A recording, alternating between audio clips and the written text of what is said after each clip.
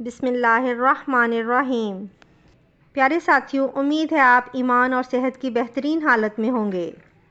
حضرت موسیٰ علیہ السلام جب اپنے وطن کی طرف واپس لوٹ رہے تھے تو راستے میں اللہ تعالیٰ نے ان کو نبوت سے سرفراز کیا اور معجزات عطا فرمائے۔ آج کی ویڈیو میں ہم اس کے آگے کے واقعات جانیں گے۔ موسیٰ نے سفر طے کیا اور فرعون کی طرف چلے آئے۔ پہلے اپنی ماں، بہن اور بھائی سے ملے اور پھر اپنے بھائی ہارون کو لے کر فرعون کی طرف چلے۔ آپ نے دستک دی تو دربانوں نے آپ کو واپس لوٹا دیا۔ وہ صرف قوم کے سرداروں کو ہی اس کے پاس جانے دیتے تھے۔ انہوں نے موسیٰ علیہ السلام سے کہا، واپس چلے جاؤ۔ تب موسیٰ علیہ السلام نے فرمایا، میں تو قاصد ہوں، پیغام لے کر آیا ہوں۔ اب قاصد تو دوسرے بادشاہوں کے ہی ہوتے ہیں، ان کو اندر جانے دیا جاتا تھا۔ چنانچہ دربانوں نے آپ کو بھی اندر جانے دیا اور وہ آپ کو پہچان نہ سکے، لیکن فرعون نے آپ کو پہچان لیا۔ یہ منظر قرآن کی بہت سی آیات میں بیان ہوا ہے۔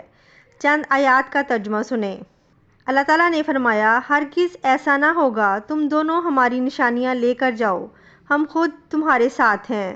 فرعون نے موسیٰ کو پہچان لیا، کہنے لگا، تو موسیٰ ہے؟ جواب ملا، ہاں۔ فرعون نے جو کچھ کہا سورۃ شعراء آیت 18 تا 22 میں ہے۔ فرعون نے کہا، کیا ہم نے تجھے تیرے بچپن کے زمانے میں اپنے ہاں نہیں پالا تھا اور تو نے اپنی عمر کے بہت سے سال ہم میں نہیں گزارے؟ پھر تو اپنا وہ کام کر گیا جو کر گیا اور تو ناشکروں میں سے ہے۔ موسیٰ علیہ السلام نے جواب دیا، میں نے یہ کام اس وقت کیا تھا جب میں راستہ بھولے ہوئے لوگوں میں سے تھا۔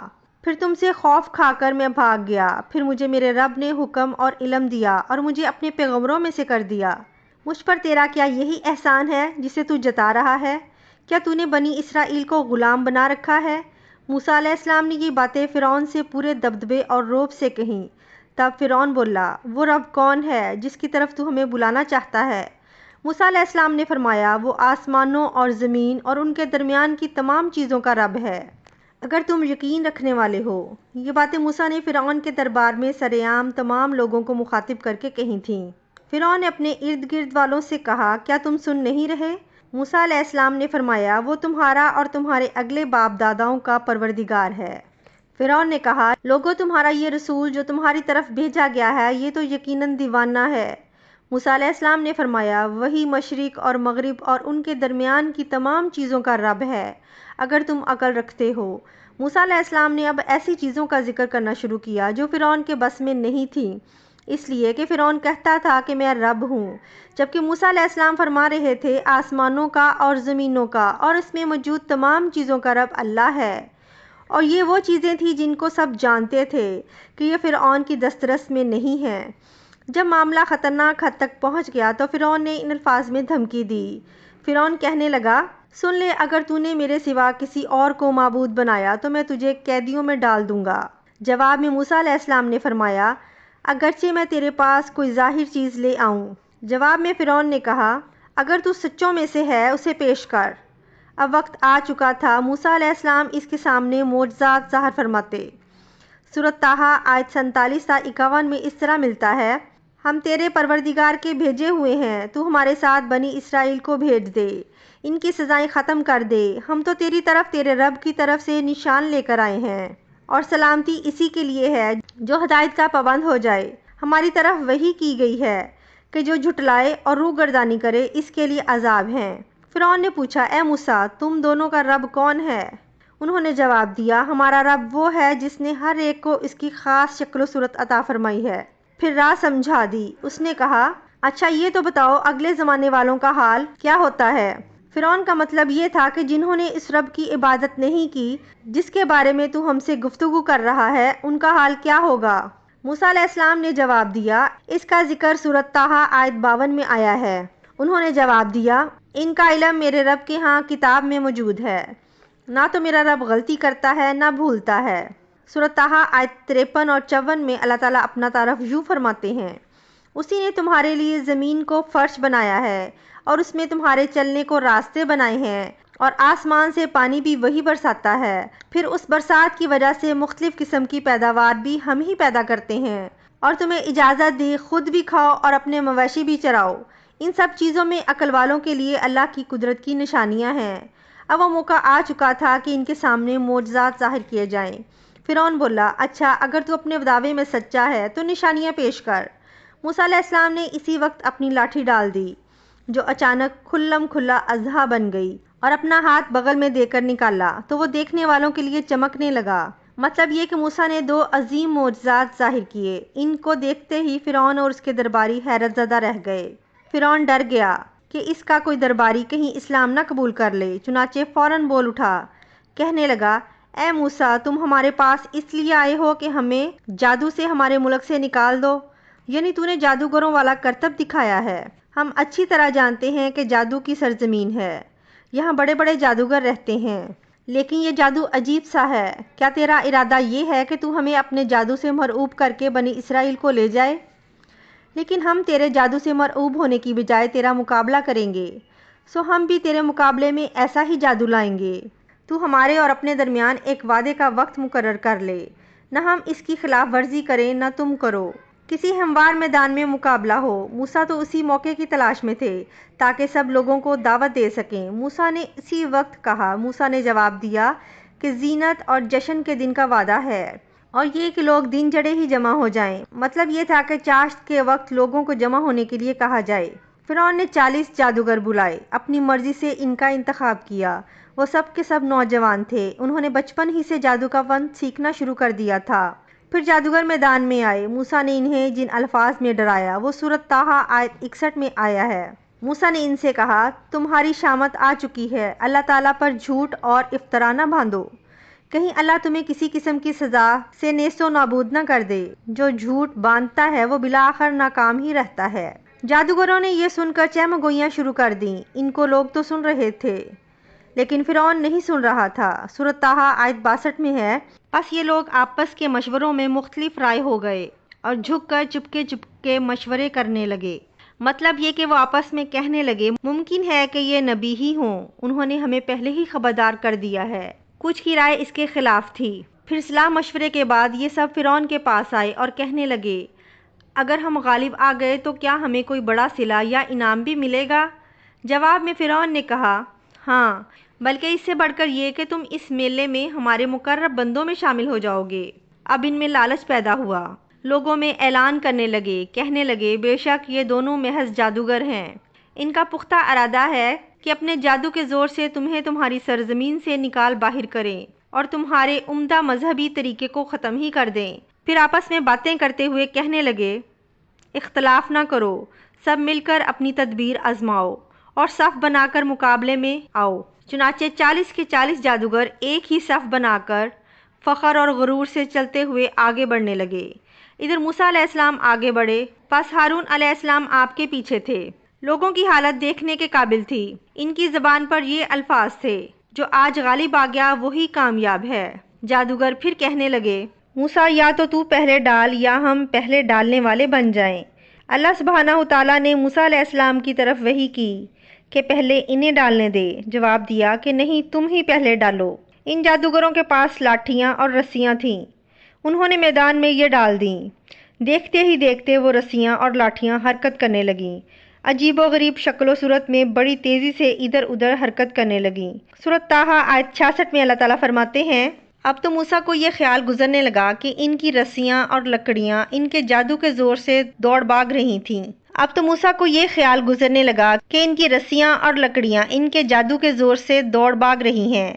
سورۃ الاعراف آیت 116 میں اس واقعے کو اللہ تعالیٰ نے یوں بیان کیا ہے، جب انہوں نے ڈالا تو لوگوں کی آنکھوں پر جادو کر دیا، ان کو دہشت زدہ کر دیا اور ایک طرح کا بہت بڑا جادو بنا لائے۔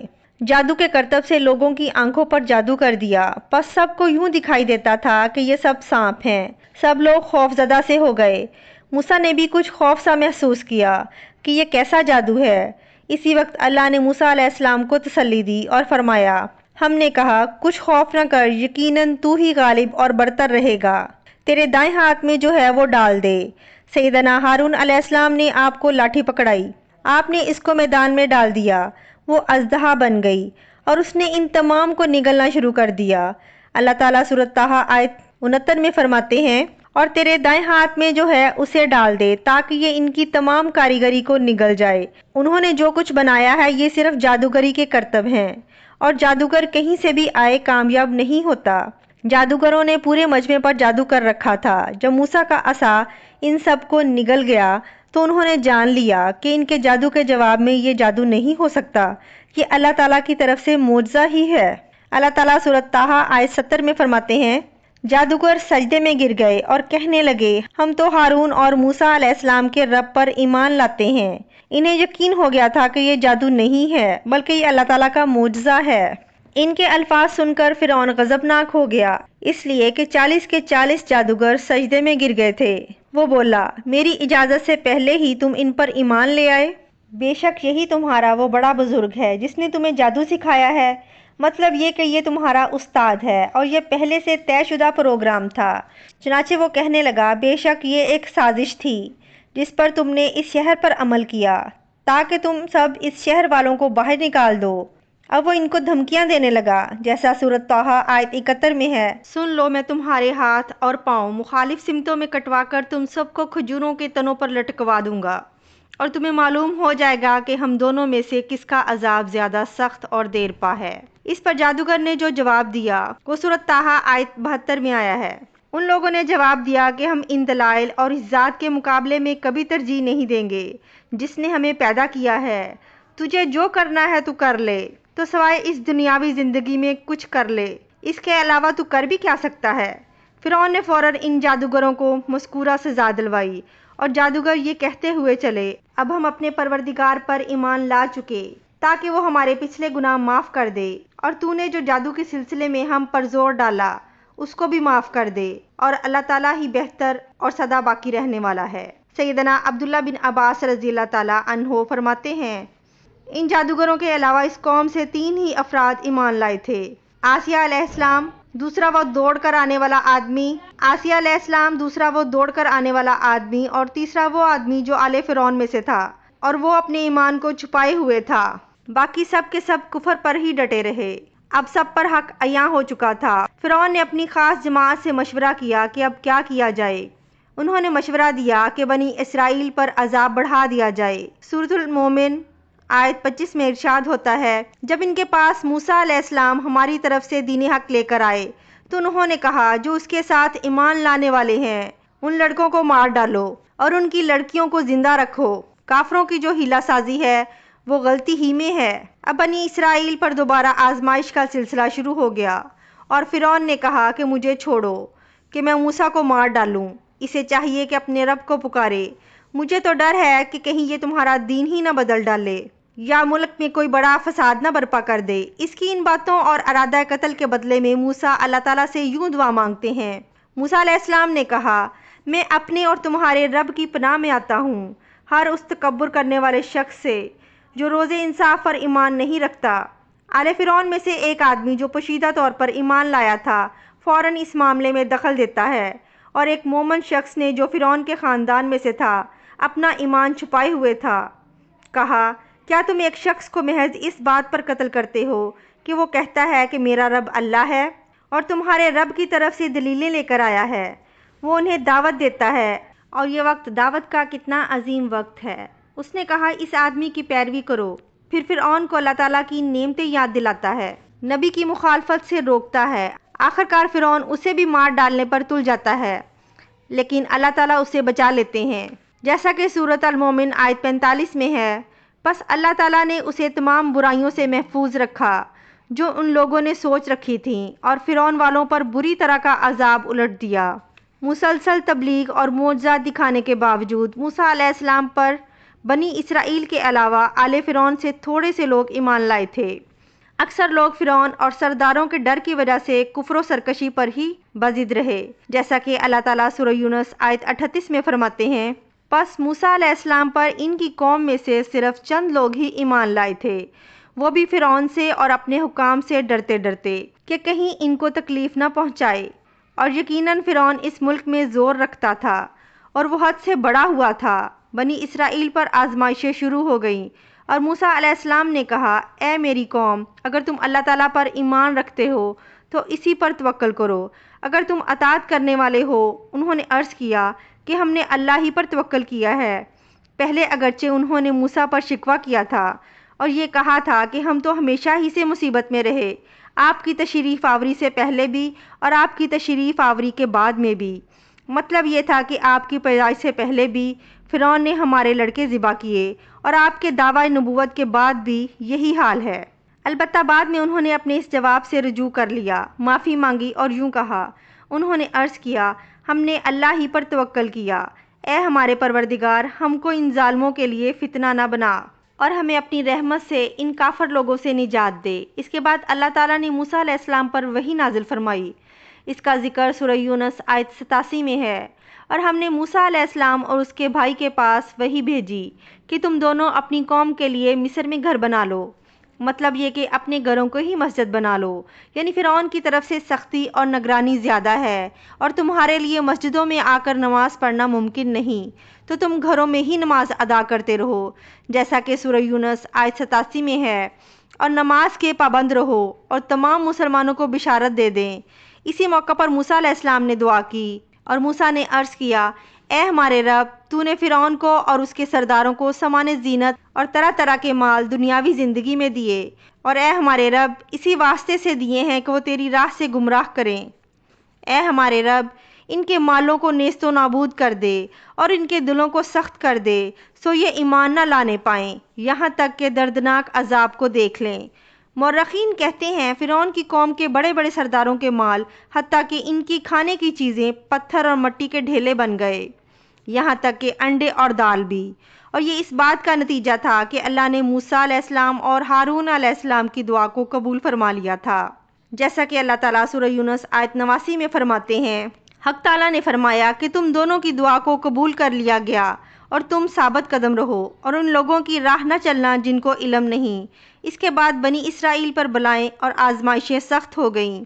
سورۃ الاعراف آیت 129 میں ہے، قوم کے لوگ کہنے لگے، ہم تو ہمیشہ مصیبت میں ہی رہے، آپ کی تشریف آوری سے پہلے بھی اور بعد میں بھی۔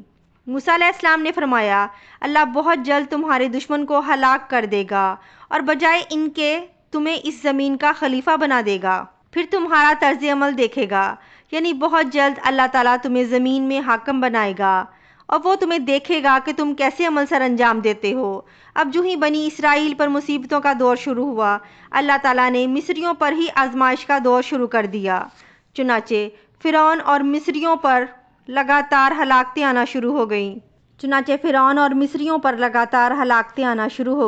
تعالیٰ سورۃ الاعراف آیت 130 میں فرماتے ہیں، اور ہم نے فرعون والوں کو قحط سالی اور پھلوں کی کمی میں مبتلا کر دیا۔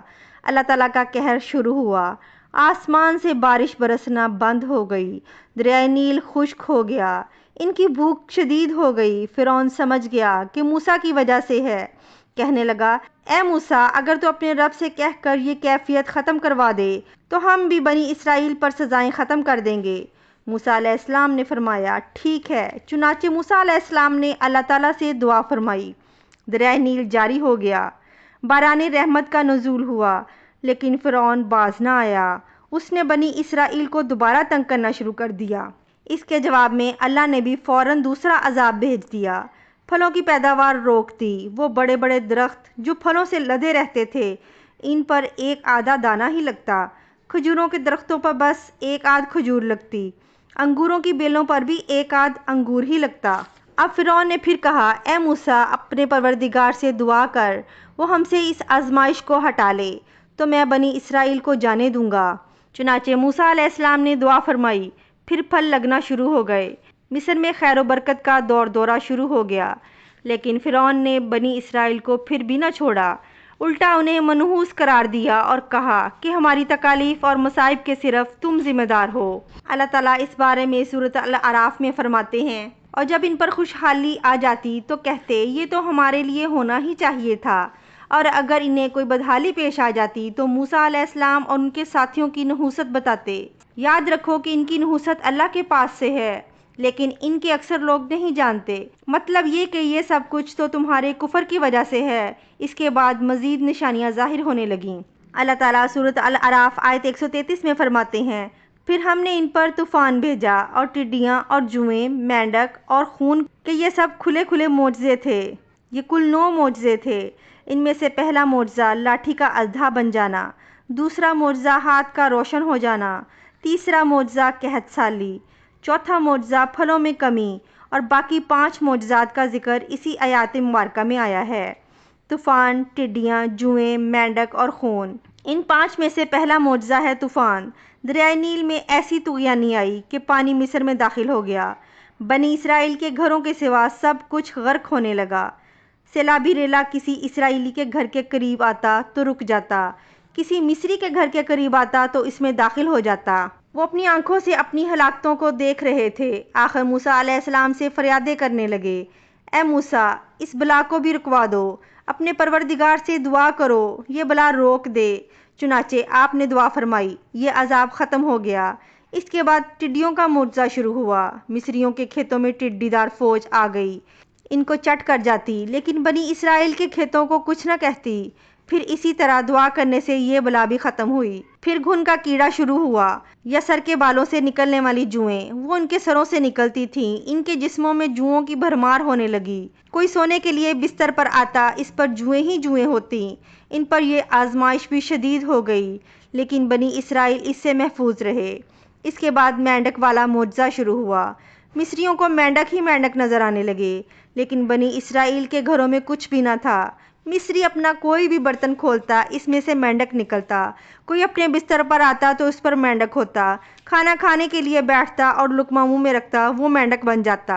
अल्लाह ताला ने इन लोगों को अजीब तरह से आजमाइश में मुब्तला किया। इसके अलावा खून का मुआवजा, ये 5वां मुआवजा था। इसके सामने फ़िरौन बेबस हो गया। इनका पानी खून में तब्दील होने लगा। कोई मिस्री दरियाए नील से चुल्लू में पानी भर लेता तो वो पानी खून बन जाता, लेकिन कोई इसराइली पानी लेता तो वो पानी ही रहता। मिस्री किसी भी कुएं से पानी निकालते तो वो खून बन जाता। इसी कुएं से इसराइली पानी लेते तो वो पानी ही रहता। अल्लाह ताला ने इनसे पानी को रोक लिया। फिर मिस्री पानी हासिल करने के लिए बनी इसराइल के पास आने लगे। वो इनसे पानी मांगते। जब बनी इसराइल पानी देते तो वो फ़ौरन खून में तब्दील हो जाता। सब लोगों ने ये मौजज़ात अपनी आंखों से देख लिए, लेकिन फिर भी मूसा अलैहिस्सलाम पर ईमान न लाए और गुरूर व तकब्बर पर अड़े रहे, जैसा कि अल्लाह ताला सूरत अल-अराफ आयत 133 में फरमाते हैं। सो वो तकब्बर करते रहे। वो लोग थे ही जराइम पेशा। इतने ज़्यादा मौजज़ात देख लेने के बाद भी वो ईमान न लाए, हक़ को झुठलाते ही रहे। सबसे सख्त तरीन अजाब खून का अजाब था। मामला जब यहाँ तक पहुँचा तो सब मूसा अलैहिस्सलाम के पास आकर यूं गोया हुए, कहने लगे, ए मूसा, हमारे लिए अपने रब से इस बात की दुआ कर दीजिए जिसका उसने आपसे अहद कर रखा है। अगर आप इस अजाब को हमसे हटा दें तो हम ज़रूर आप पर ईमान ले आएंगे और हम बनी इसराइल को भी रिहा करके आपके हमरा कर देंगे। फिर जब उनसे इस अजाब को एक ख़ास वक्त तक के लिए, जिस तक बहरहाल उनको पहुंचना ही था, हटा लिया जाता तो वो फ़ौरन ही अहद चिकनी करने लगते। आखिरकार मूसा को अल्लाह का हुक्म हुआ कि रातों रात तू मेरे बंदों को लेकर निकल जा। फिर इरशाद होता है, हमने मूसा की तरफ वही नाजिल फरमाई कि रातों रात मेरे बंदों को लेकर चल। चुनाचे सब बनी इसराइल रात की तारीकी में निकले। वो दरवाज़ों पर कोई ख़ास निशान छोड़कर चलने लगे। रात की तारीकी में निकलने का हुक्म इसलिए दिया गया ताकि फ़िरौन इनके बारे में कोई फ़ैसला न कर सके। उन्होंने सुबह होने का इंतज़ार न किया। उनकी तादाद 6 लाख के करीब थी। ये सब लोग अपने माल मवेशी और ज़रूरी सामान लेकर चले। फ़लस्तीन की तरफ 6 लाख अफराद की ये अजीम हिजरत थी। फ़िरौन को सुबह सवेरे पता चला तो सोच में डूब गया कि अब हमारी खिदमत कौन करेगा। इसकी हालत पागलों जैसी हो गई। आखिर उसने बनी इसराइल के ताक़ुब का हुक्म दिया। अल्लाह ताला इस मौका पर सूरत अश-शुअरा आयत 57 ता 60 में फरमाते हैं, आखिरकार हमने उन्हें बागात से और चश्मों से और ख़जानों से और अच्छे अच्छे मकामात से निकाल बाहिर किया और हमने इन तमाम चीज़ों का वारिस बनी इसराइल को बना दिया। बस फ़िरौन के लोग सूरज निकलते ही इनके ताक़ुब में निकले। मूसा अलैहिस्सलाम बनी इसराइल को लिए बहरे अहमर के किनारे पहुँचे। बहरे कुलज़म बहरे अहमर ही का एक किनारा है। उन्होंने पीछे मुड़कर देखा। क्या देखते हैं कि फ़िरौन अपने लाओ लश्कर के साथ भागा आ रहा है। बनी इसराइल घबरा गए कि अब क्या होगा। सामने ठाठे मारता समुंदर और पीछे फ़िरौन और उसका लश्कर। अल्लाह ताला इस मौका पर सूरत शुअरा आयत 63 में फरमाते हैं, हमने मूसा की तरफ वही भेजी कि दरिया पर अपना असा मारो। بس اسی وقت دریا پھٹ گیا اور پانی کا ہر ایک حصہ بڑے پہاڑ کی طرح کھڑا ہو گیا۔ سمندر لاٹھی لگنے سے ایسا پھٹا کہ پانی کے 2 بڑے بڑے پہاڑ بن گئے، یعنی سمندر کے اندر خشک راستے بن گئے اور اطراف میں پانی کے پہاڑ کھڑے ہو گئے۔ اللہ تعالیٰ نے بھی فرما دیا، سورۃ طٰہٰ آیت 77 میں ہے کہ تو راتوں رات میرے بندوں کو لے چل، ان کے لیے سمندر میں راستے بنا لے، پھر نہ تجھے کسی کے آ پکڑنے کا ڈر ہوگا۔ یہ سب کے سب ان راستوں سے پار چلے گئے۔ اب جو ہی فرعون وہاں پہنچا، پہلے تو ڈرا کہ یہ کیا ہوا، وہ بھی اور اس کے ساتھی سوچ میں پڑ گئے کہ اب کیا کریں۔ ایسے میں فرعون کو خیال آیا کہ موسیٰ علیہ السلام اور بنی اسرائیل یہاں سے صحیح سلامت گزر گئے ہیں، تو ہم کیوں نہیں گزر سکتے؟ اس کے ساتھ ہی اس نے اپنے گھوڑے کو سمندر میں داخل کر دیا۔ اس کے پیچھے اس کے سب ساتھی بھی داخل ہو گئے۔ ادھر بنی اسرائیل کا آخری آدمی سمندر سے نکلا تھا، دوسری طرف فرعون کا آخری آدمی سمندر میں داخل ہو رہا تھا۔ اللہ تعالیٰ سورۃ طٰہٰ میں فرماتے ہیں، فرعون نے اپنے لشکروں سمیت ان کا تعاقب کیا، پھر تو سمندر ان سب پر چھا گیا جیسا کہ چھا جانے والا تھا۔ فرعون نے اپنی قوم کو گمراہی میں ڈال دیا اور سیدھا راستہ نہ دکھلایا۔ اللہ تعالیٰ فرعون کی موت کا منظر یوں بیان کرتے ہیں، اور ہم نے بنی اسرائیل کو دریا سے پار کر دیا، پھر ان کے پیچھے پیچھے فرعون اپنے لشکروں سمیت ظلم اور زیادتی کے ارادے کے ساتھ چلا، یہاں تک کہ جب وہ ڈوبنے لگا تو کہنے لگا، میں اس ذات پر ایمان لاتا ہوں کہ جس پر بنی اسرائیل ایمان لائے ہیں، اس کے سوا کوئی معبود نہیں، اور میں مسلمانوں میں سے ہوں۔ لیکن جب موت کے مرحلے شروع ہوتے ہیں تو توبہ قبول نہیں ہوتی۔ اس نے جب یہ کہا کہ میں ایمان لاتا ہوں تو اللہ تعالیٰ نے جواب دیا گیا کہ اب ایمان لاتا ہے، پہلے سرکشی کرتا رہا اور مفسدوں میں داخل رہا، سو آج ہم تیری نعش کو نجات دیں گے تاکہ ان لوگوں کے لیے باعث عبرت ہو جو تیرے بعد ہیں۔ اور حقیقت یہ ہے کہ بہت سے لوگ ہماری نشانیوں سے غافل ہیں۔ مطلب یہ تھا کہ ہم تیرے بدن کو زمانہ گزرنے کے باوجود باقی رکھیں گے تاکہ تو لوگوں کے لیے عبرت کا سبب بنا رہے۔ اللہ تعالیٰ نے اس کے بدن کو باقی رکھا تاکہ وہ بعد میں آنے والوں کے لیے عبرت بنا رہے۔ یہ اللہ تعالیٰ کی طرف سے اعلان ہے، لیکن لوگوں کی اکثریت اللہ تعالیٰ کی طرف سے غافل ہے۔ فرعون کی لاش آج بھی احرام مصر میں موجود ہے۔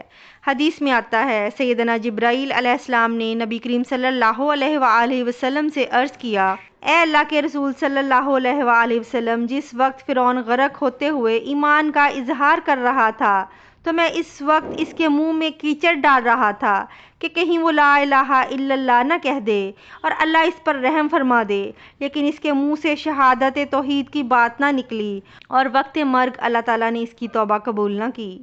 بنی اسرائیل اس کے ظلم سے نجات پا کر سمندر پار چلے گئے۔